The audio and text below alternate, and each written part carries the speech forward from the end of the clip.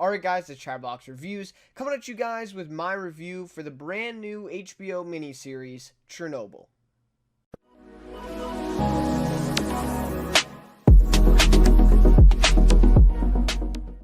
Alright, so the Chernobyl HBO miniseries just wrapped up a couple days ago, and I really like to share my thoughts on the series. So this one, unfortunately, I wasn't able to do kind of a week-to-week review like some of the other shows on the channel. So this one is going to be more of an overall kind of wrap-up of the series and more of my kind of general overview, overall thoughts, I guess, of the show. I will talk a lot, about specifics and some specific episodes in here, but I'm going to try to keep it kind of big picture, if you will, for this review and kind of talk about pros and cons of it and what I liked, what I didn't like, and all that stuff. So if you enjoyed the review, please leave a like and consider subscribing to the channel. Would really appreciate it. And of course, I'd love to hear your guys' thoughts. What did you think of this miniseries, and were your expectations met? I know there's been a lot of buzz around the show. I know that not a lot of people are necessarily watching this show, but the ones who did, an insanely positive feedback and reaction from those viewers that's been seen over the past month, right? Over the past month. So I'd really like to hear what you guys' expectations were going in and if they were met and how you felt overall about the series. Really like to hear your thoughts. So this one will be split into two parts. So the first few minutes here will be non-spoilers. If you haven't seen the series, of course, you'd be perfectly fine. I'm not going to spoil anything too much. Going to go through a little bit of a recap and then share kind of my overall thoughts of it. And then we're going to get into spoiler talk, and I'm going to, talk about everything. So if you haven't seen the series yet, I suggest you go watch it. You come back and watch that segment of the review.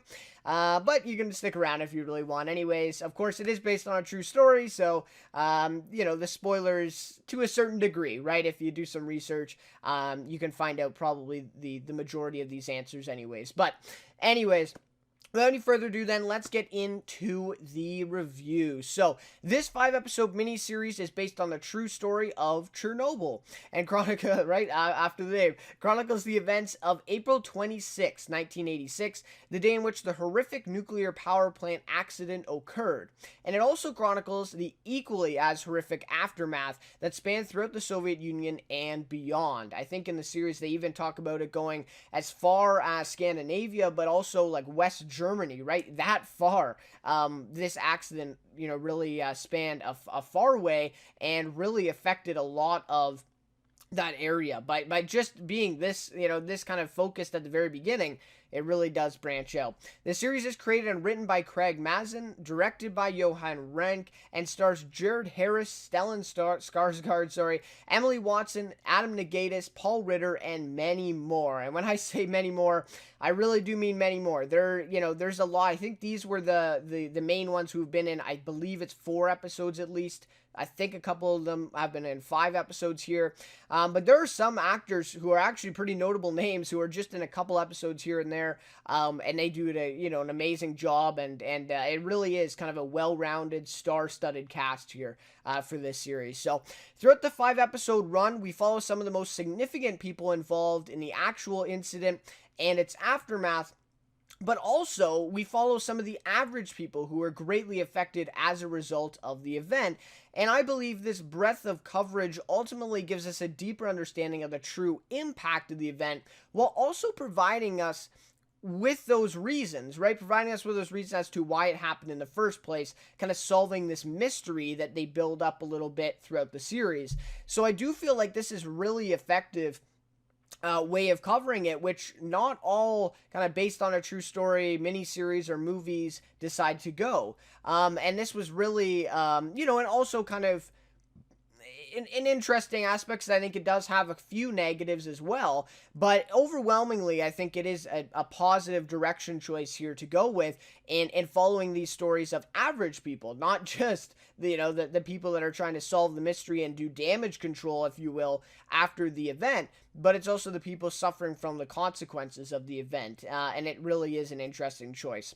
So the series then, also another choice, is they decide to essentially tell the story backwards, as we only learn the reasons for the disaster in the last episode, and instead they begin the first episode minutes after the explosion already occurred. So this is a very interesting decision that I feel makes for a very deliberate and effective journey through the real-life horrors during and after the Chernobyl accident. So a really interesting choice there as well that I felt really helped the series. And again, maybe a couple negatives involved with that choice, but I really do feel like it really helped out the series for sure. So my overall thoughts then, ultimately with the help of great performances from its star-studded cast and the fabulous direction choices throughout, the series does a fantastic job at converting the true events of the disaster into a captivating yet frightening narrative that sometimes suffers from trite or cliche writing and unbalanced pacing. But overall, a very impressive series. I think that's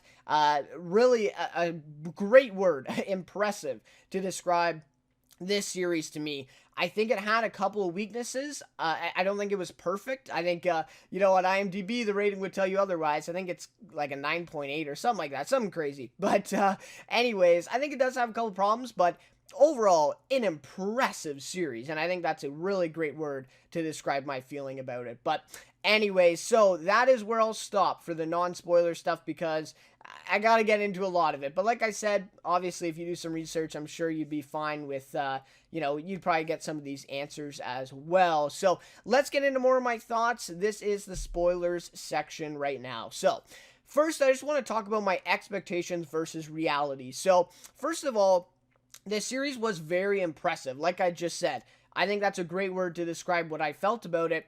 But I will say it didn't blow me away. And I think for some people it did, and I can totally see why. I think it's a very effective journey through this, and I think it's a really effective retelling.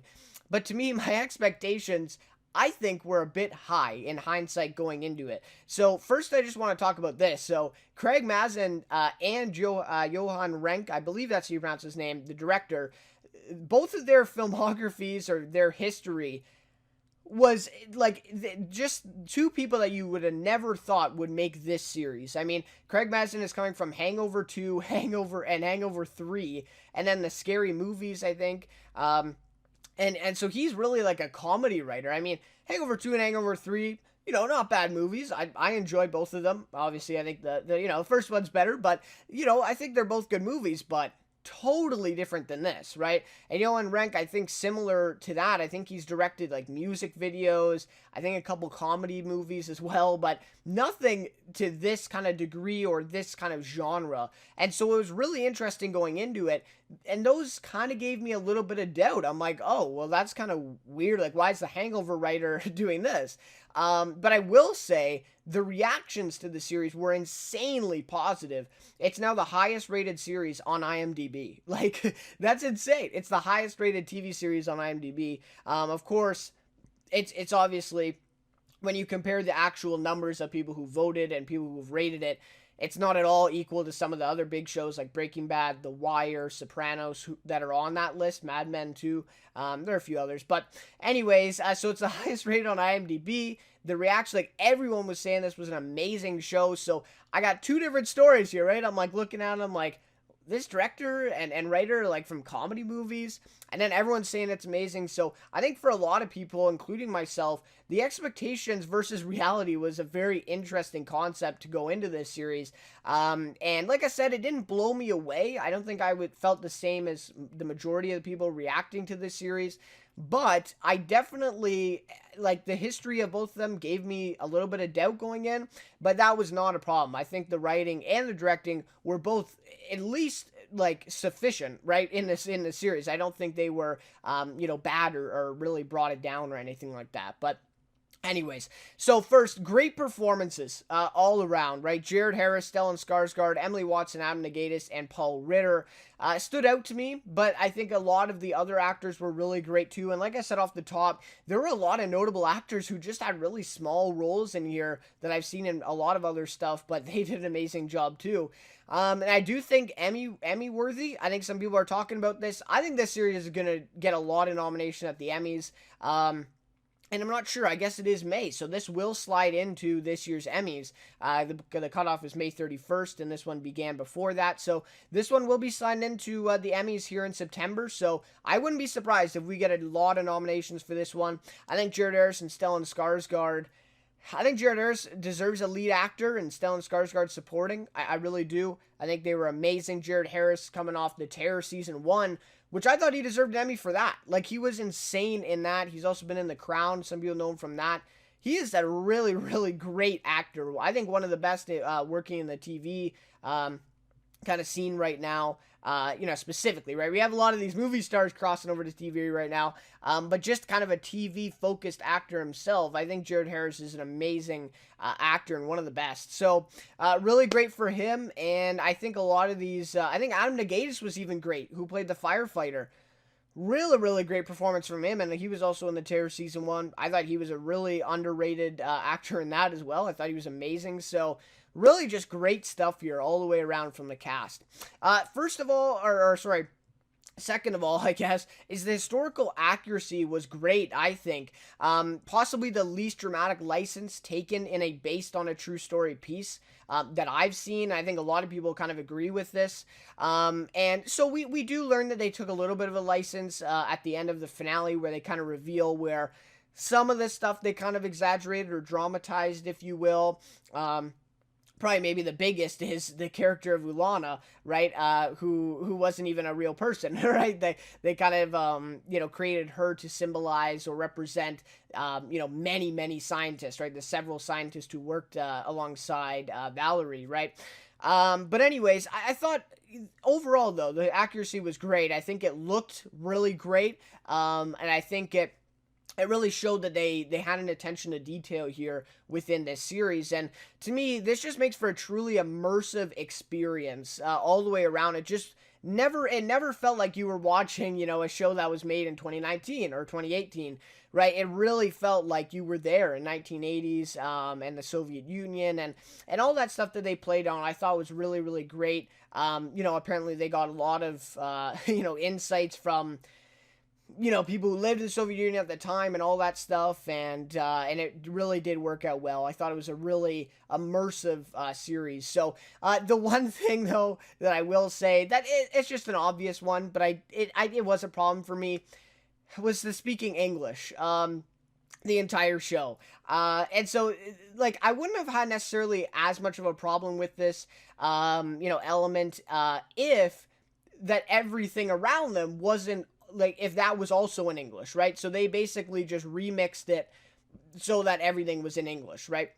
But they didn't, right? All the buttons, all the signs, everything is in Russian, yet all the characters are speaking English to each other. So it was a bit distracting, and at first it did take me out of it a little bit, because I just thought, like, well, like, why would the, and we saw some of the high-ranking officials, like party officials, speaking English, and I'm like, well, that wouldn't really happen, right? So, but as the series went on, you just kind of get used to it, and I totally understand the decision from the creator's standpoint, where he said, having these actors do Russian accents wouldn't really feel authentic, and so I understand that completely, and I do totally, I think this was the right decision, like, overall, but at times it did kind of take me out, and I think that, obviously, you're creating a show for the American and, UK, or, North America, I guess is fair, or West Europe, whatever. You're creating, a product for that audience, and so obviously it's, you're gonna make it in English. You're not just gonna have subtitles and get, Russian actors that no one recognizes, right? So obviously I think it was the right decision, but at times it did take me out of it. I didn't know a lot about it, about the event going into the series, and I think a lot of people felt the same way. Just kind of the basics, of course, I knew about it. I knew that, roughly the time of the event, and I also, of course, knew that, we still can't even go there now, right? Or I think some people have been there, but obviously very protected, like wearing suits and everything like that. So there's kind of the basics, and I felt like I learned a lot in the series. But I do think, and I also read some stuff about Craig Mazin, the creator, emphasizing this, that he says, and I believe it's important to do more research beyond the series, right? Even if they didn't take, much of a dramatic license, I think it's still important to do some research, because like at the end of the finale, they reveal that Ulana's not even a real character, and that some of this stuff was really kind of dramatically exaggerated for narrative standpoint, right? And I think that it just speaks back to, right, it's not a documentary, right? This is a dramatization.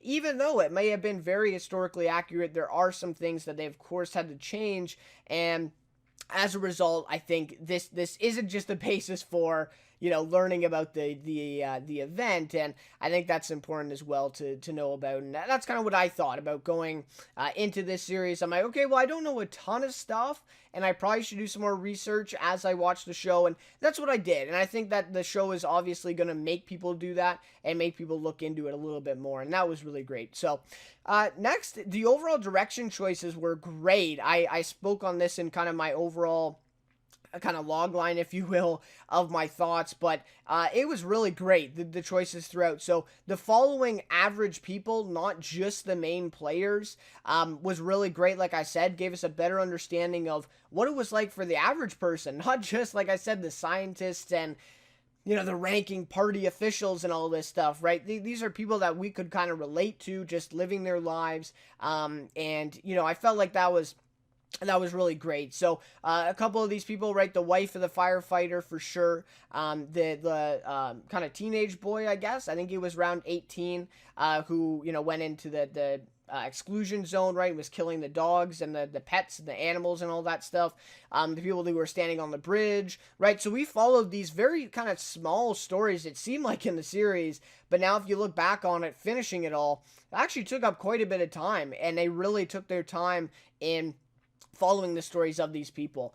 So I thought that was really great. Also, the unconventional chronology of the story, I thought was also a really great choice, building up that kind of mystery the whole time and then answering that question in episode 5. And I think also with that choice, it also felt a little bit more authentic and more impactful to see what happened in the finale and how it did play out. And then we also got a better understanding and better kind of emotional connection to, like I said, these average people or the other characters too, obviously based off real people, throughout the other 4 episodes, right? And kind of got more attached to them instead of just seeing what they did right off the bat and then making those assumptions right away. So I thought that was good. The consistent, deliberate, and methodical shots throughout from a directing standpoint was really great as well. I just felt like it was just a very kind of slow tracking kind of journey throughout this series, and I thought that was a really great fit for it. The color palette was also really great for the show. Visually just looked really great, and a really consistent, really kind of consistent visuals there, building that overall tone, and they did a really great job of that. Always kind of drab, eerie a little bit, kind of always down. There was really no moment of like sunshine, if you will. A lot of colors. It was really kind of dark green, this type of stuff. So I really did like that as well. So really great overall. Natural horror. This was really great. A lot of people were saying it feels like a horror genre series, but it really is simply just the way in which they tell the real facts and stories of what happened. Right? And this makes the series truly frightening at times, really, like, maybe on par with a lot of horror movies and TV shows. And the music, too. The music that they use in this, the score, is really what helps this as well, with the horror and kind of the frightening factor of it. But it's natural. I mean, they really don't add a lot to these situations, except for maybe the music, but even the music seems like it fits, right? And so it just always is kind of this natural horror, and I felt like that really helped the series a lot. For fans of that genre and kind of fans of I don't know, maybe true crime, I guess. And I think it really helped that audience and really added to the show as well in using that. So, and the last episode, a lot of courtroom stuff, right? And that's what this whole series could have been. I mean, really, they could have just done that, really. And instead, they really kind of dived deep into it and tackled the kind of horrifying stuff of this, the truly terrifying facts and stories of what happened. And I feel like that really builds into that horror aspect. So, A couple of the negatives for this one, right? It's this kind of trite, cliche writing, and also kind of exposition-y writing, I guess. I'm not sure if that's a word, but this was ultimately, I think this was impressive for Craig Mazin. But to me, I could tell in some parts where he fell into the cliches of kind of based on a true story dramatizations. And off the bat though, I think in the beginning it was really great, and like I said, the decision in order to tell the story backwards also benefited them a lot. But I think especially with the finale is where I kind of thought he really took some missteps with this one. I wasn't a huge fan of the finale. I thought, yes, it was a very satisfying ending, but the writing in it just didn't match the same kind of level as the other writing throughout the show. So a couple examples for this, for the cliche kind of stuff, was the one new disaster per week, it seemed like, where we got episode 2, 3, and 4, I think, were like, oh, new catastrophes that could happen next, right? And they kind of had to go at this and do a separate thing each episode. And that just seemed a little bit kind of cliche because, of course, there's a lot of serialized shows out there. And I felt like the series kind of became serialized to an extent with that main plot in those kind of middle episodes. And that's where I felt episode 1 and 5 did well in that they didn't really do that. They were kind of standalone episodes that focused on a very, kind of variation of things within that main plot and kind of forming that stuff there. So I thought the finale episode really was a good example of this kind of cliche writing where it kind of fell off that same level, with Boris and Valerie, right?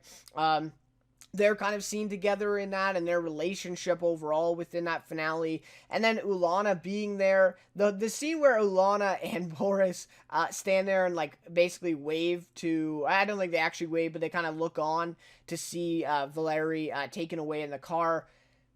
That was kind of frustrating. I mean, that, that just doesn't happen. And then I also did some research and we know that Valerie wasn't even in that courtroom. Like, that was a dramatization to basically to have him tell us what happened and then go through that whole story. And again, that's just really kind of a cliche. That's kind of trite writing there, where you're putting a character into a situation where he wasn't necessarily actually in, for, the benefit of just telling the story you want to. So, I don't know. Again, the finale, I think, was the main problem that I had with this concept here, with the kind of cliche writing.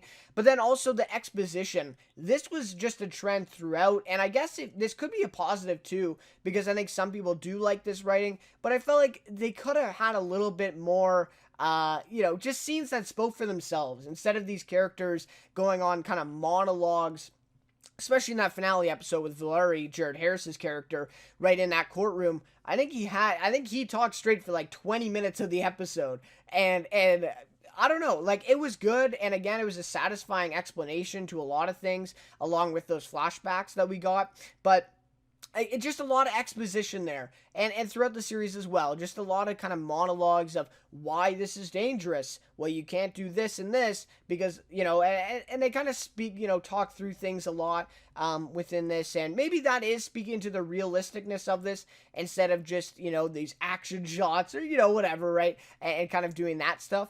So maybe that is a positive, but I just feel like it was definitely noticeable and kind of took me out of it at times. All right. Lastly, I want to talk, and then also just quickly, the unbalanced pacing. I just felt like this series could have been shortened up a little bit, just kind of polished a little bit more. The last episode, I think, was an hour 14. I believe some of the other episodes, I think it was hour 4 minutes, hour 5 minutes. The first episode was the shortest one, and it was like 59 minutes. So I just felt like it could have been cut down a little bit.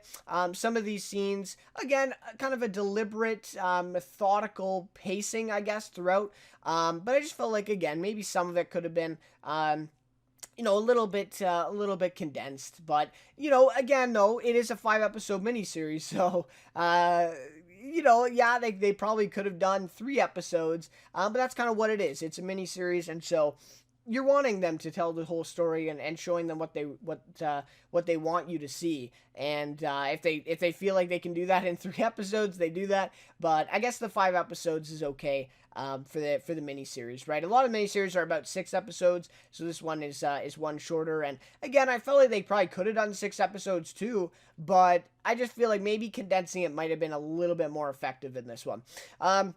So lastly, overall message of the series is powerful, right? And to me, this is what I got from it, is the truth doesn't care about the agendas or the optics of the state, as they denied it, right? The state constantly, the Soviet Union, denied what happened and tried to cover it up. But Chernobyl was a consequence of that denial, right? And I just kind of thought of like that, the truth will set you free type of thing. And of course, that's kind of a cliche in itself, of course, right? An overused kind of statement, or kind of saying, I guess, if you will. But I think it is very true, right? The truth will set you free, and I think it's it really kind of a journey of showing that and they stress that too at the very ending here with this final line of the series from Jared Harris, Valery, who says, "This at last is the gift of Chernobyl, where I once would fear the cost of truth.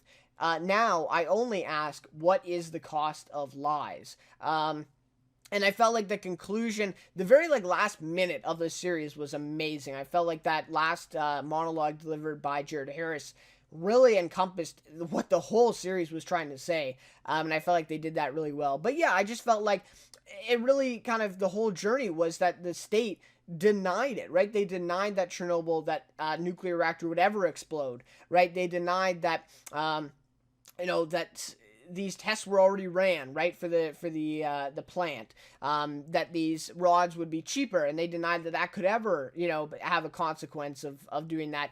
They denied that the radioactive, material in the sky, just the overall radiation would affect people in the surrounding areas, right? It's just constant denial and denial and denial of the truth. And ultimately, this led to the horrifying reality of what happened here in Chernobyl, which ultimately, as we learn, could have been prevented, obviously, right? And I thought that was a really impressive message here towards the end. And like I said, I think it was really clearly stated at the end of the episode. So some really great stuff. All right, 10 things off here. 2 things I loved about the series. Great performances. Like I said before, I think some of these are going to be Emmy worthy, and I really hope they are. Number 2 is the overall direction choice of the series, telling the story backwards, right? I had talked about this before, right? Following the average people, not just the main players. And the kind of methodical shots throughout, the methodical pacing throughout the series, and also just the visual of what was happening on the screen was really great, with the color palette and how they decided to set the tone with that. So I thought those were really great. One thing I didn't like, which is pretty clear, was that kind of cliche / exposition writing throughout, and maybe the unbalanced pacing. Maybe condense the series up a little bit more. My favorite episode, I have to go with episode 1.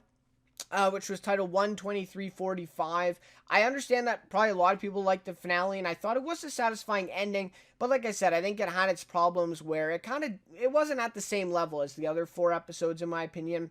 But again, it was a satisfying ending. I think it explained a lot. The flashbacks were really effective as well, by already following these characters for 4 episodes and really connecting with them, in these scenes. I thought that was really, really great. But yeah, I gotta go with episode 1. I thought it was very effective, and the way it was told, the pacing in that episode, I felt like was really great. And even the ending, kind of that bird that falls to the ground, right, from the radiation, I thought that was just a really great symbolization there, and a way to really spark the rest of the series at that point. So really great stuff there. Episode 1, I gotta say, is my favorite, but episode 2 was also really in the running too. I really like that episode.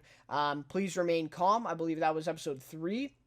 Or was that episode 2? I can't remember all the titles, because some of them, this last finale episode title, I'm not even going to try to pronounce it. But anyway, so overall, a really impressive series. I wasn't blown away. I didn't think it was as good as some of these reactions that I've seen. I don't think it's the top rated TV show ever, right? Obviously IMDb has it there right now. but it was very impressive, and I was really kind of captivated inside this story and this journey of telling the real events of this Chernobyl accident, a truly horrific one. So anyways, guys, thanks so much for watching this review. Really do appreciate it, and like I said, I'd really like to hear your guys' thoughts on the series. What did you think of it? How did it meet those expectations going into it? And how much do you know now? And how much research did you do and that stuff into this story now? I'd love to hear your guys' thoughts, of course. But anyways, that'll just about do it for me. So once again, guys, thank you so much for watching. And we'll see you then in my next review.